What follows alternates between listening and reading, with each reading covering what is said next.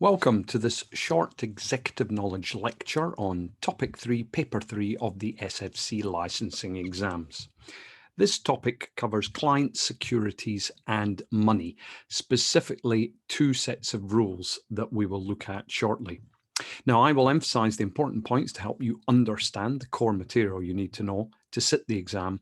And as ever, a copy of the study notes you see on the screen can be downloaded from the Executive Knowledge website under Paper 3 Resources. And again, as ever, I strongly recommend that you supplement this learning with question practice, and you can find hundreds of practice questions on the Examinator.online platform. Okay, in front of us, we see the material for topic 3. General requirements, I'll deal with that very quickly. And then two sets of rules, the client securities rules and the client money rules. Now, this is a good topic to get under control because I reckon you're going to see around about 7 questions, and it's not a long topic. It's relatively short. It's 2 sets of rules and that's it. So if I want to heighten my chances of passing with a limited amount of time to study, I'll make sure I have topic 3 under control. Okay, let's look at the general requirements with regard to client securities and client money. Intermediaries, now that's both licensed corporations or registered institutions, will handle client assets. And the SFC wants to make sure those assets are protected by making the rules covering the holding of and dealing the client assets and securities collateral. And that's the important point with paper 3, and the holding and dealing with client money. Now, who can receive or hold client assets of an intermediary in Hong Kong? Well, the intermediary itself, an associated entity of the intermediary. Now, we dealt with that in topic 2. An associated entity is a company controlled by the intermediary, usually 100%, that will hold client assets. It doesn't do anything else, and it's not licensed. And also an excluded person. We're not quite sure what they're excluded from, but any FI, that's all banks. So the intermediary, associated entity, and all banks basically can hold client assets of an intermediary in Hong Kong. Right, let's look at the 2 sets of rules. First one, the client securities rules. Now, these rules are designed to protect client assets which are held by the intermediary. The risk is that an intermediary gets in trouble and then sells off fraudulently the client securities. So these rules are there to protect those securities held by the intermediary. Now, what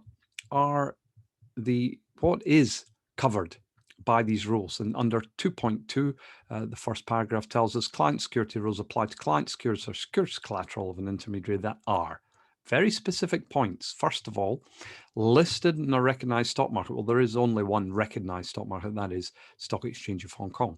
So first of all, got to be listed on the Hong Kong market to be covered by the rules, or be interests in an SFC authorized collective investment scheme. So I've seen questions in the past where they've said, which of the following is not covered by the client securities rules? And they throw in an unauthorized collective investment scheme, which can be like a private equity fund. That's often an unauthorized collective investment scheme, which is not offered to the Hong Kong public. And for the rules to apply, the securities must be held in Hong Kong. So the rules do not apply to client securities that are held outside of Hong Kong. Also, the rules do not apply to securities that are held by an intermediary in an account in a client's name, because there is no risk. They're in the client's name, in the client's account, not in the intermediary's account. And so I've highlighted at the bottom there in brackets, generally the rules only apply to Hong Kong stocks held in Hong Kong received by an intermediary or associated entity in the course of conducting regulated activities. Moving along, 2.3, requirement for deposit or registration of securities. Now, When you receive client securities, you must deal with them as soon as reasonably practicable. We will see that when we're dealing with client money, we have to deal with them within one business day. With securities is a little bit more relaxed, as soon as reasonably practicable. Now, how can you deal with them? Well, the first bullet point, which has been examined. If a deposit is to be made, it must be made with an AFI, that's a bank, an approved custodian, usually banks, another intermediary licensed for dealing in securities. So those three have appeared in the question, and then a fourth, which is not on that list, is put forward, and that's the one that you cannot make a deposit of client securities with. Any deposits must be in separate segregated accounts. That's the major reason for these rules. You cannot commingle client securities with your own. The intermediary must be in separate segregated accounts for each category. That would be client securities and collateral, designated as trust or client accounts. That's the naming conventions. If it's securities collateral only, they can be put in the name of the intermediary. I wouldn't worry about the registration. That has never, ever come up. 2.4, standing authority. A standing authority, as it says, is a written notice authorizing the intermediary or the associate entity to deal with client assets in ways specified.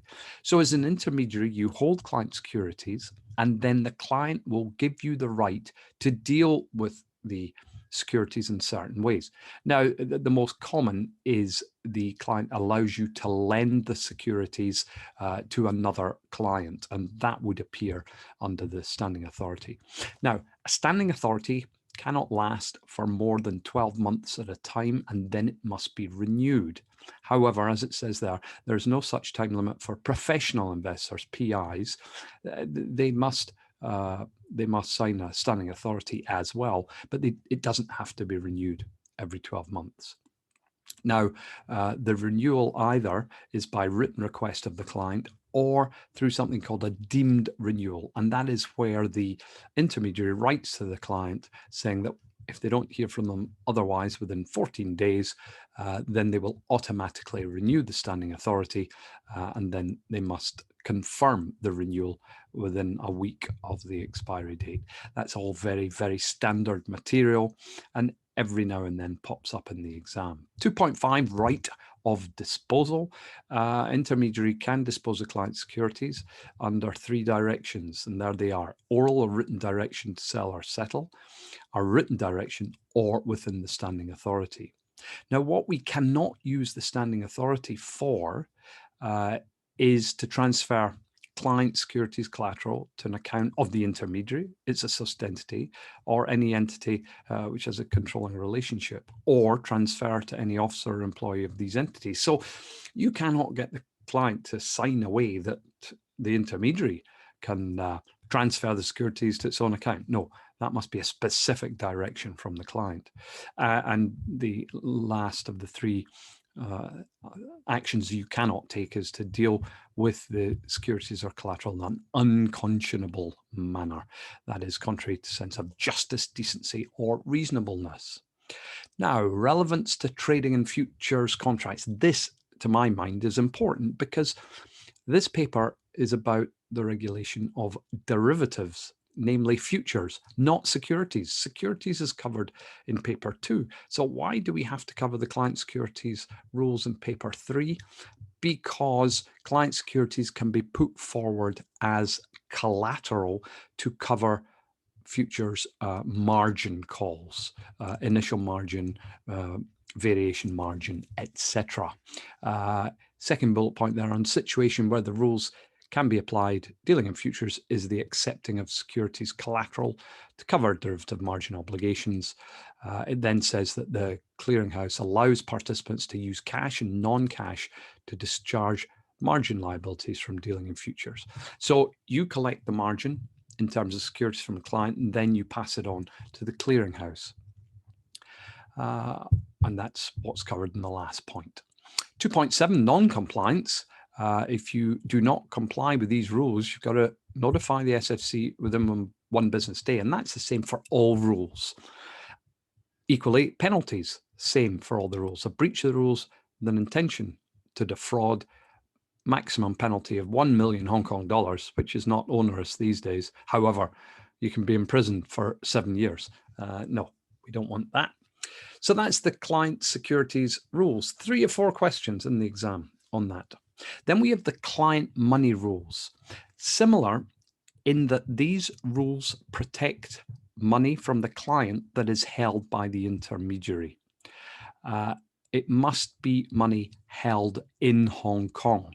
And we often see a question targeted at that. So 3.2, bottom of page 3.4, the rules do not apply to client money that is received or held outside Hong Kong, is moved outside Hong Kong, or is held in a bank account in the client in his or her own name.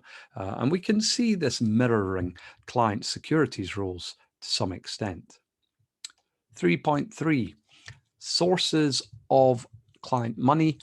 It's client money that's received by the licensed corporation or associate entity from the clients, less amounts due from clients and any proper charges due.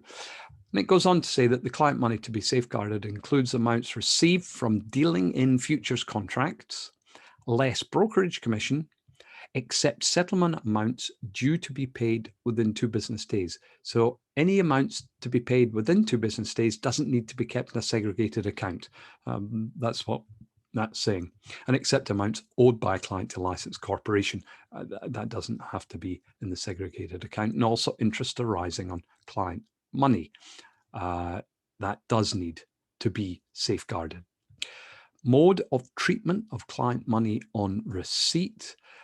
Here we emphasize the segregated accounts. Client money must be held in segregated accounts, cannot be commingled with the intermediary's own money.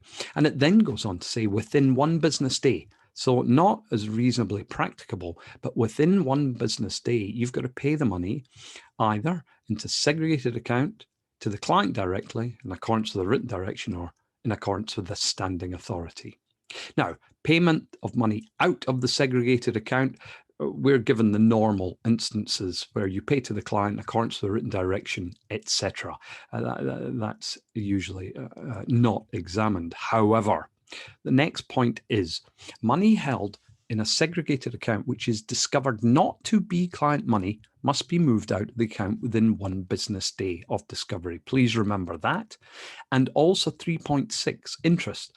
Interest received on client money is due to the client. So any interest goes to the client, unless otherwise agreed in writing. And there is a question out there which says that the client has agreed that the intermediary will receive the interest on client money.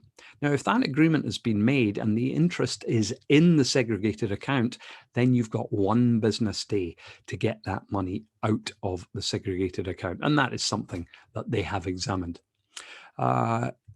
Last point, top of page 3.6, examples of application. Licensed corporation can deduct an amount from cash received from a client to settle an obligation already due, or if it's due within 2 days. This is just specific applications.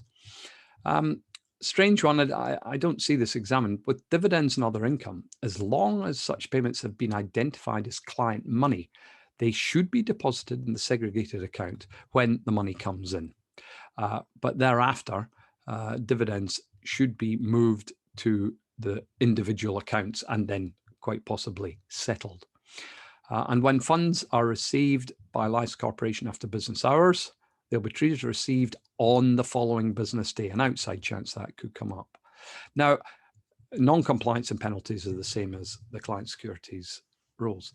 One point that I didn't emphasize, which I should, the client securities rules apply to both licensed corporations and registered institutions. Remember, registered institutions are banks carrying out regulated activities, whereas client money rules do not apply to registered institutions, only to licensed corporations. Why would that be? It is because the Hong Kong Monetary Authority has their own rules and regulations with regard to client money for banks.